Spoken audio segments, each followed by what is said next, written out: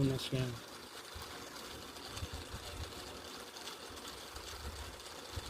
Malilito ka nito guys pagka hindi mo siya sundan ang ano, kasi hindi mag-aano yung button, yung ano niya.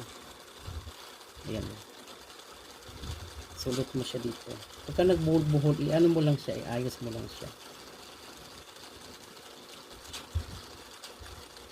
Isulot mo lang siya dyan. Ayan.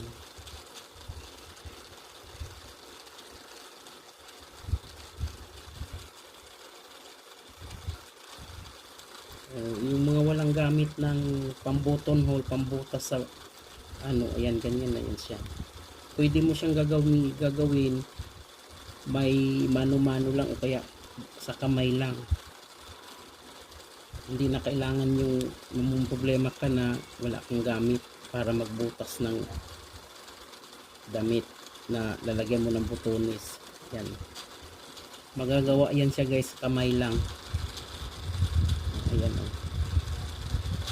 Ayan o. Diba? Yan na yung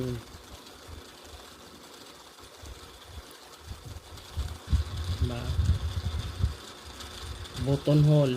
Hindi ko na kailangan ng machine. Gamit lang ang kamay. Tapos na. Very easy lang yan guys. Sundan mo lang yung ano.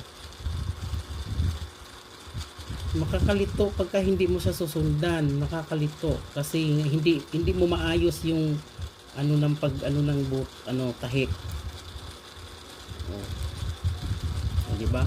Para rin siyang original para rin siyang nakabuton na gamit ang machine diba guys? Yan.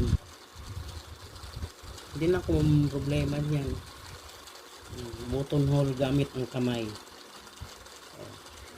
Diba? Gustuhan nyo guys, pa-like and share.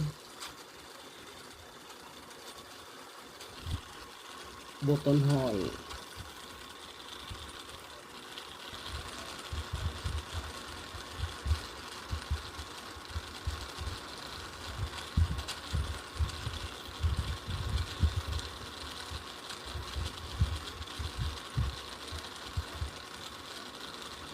Yan paikis.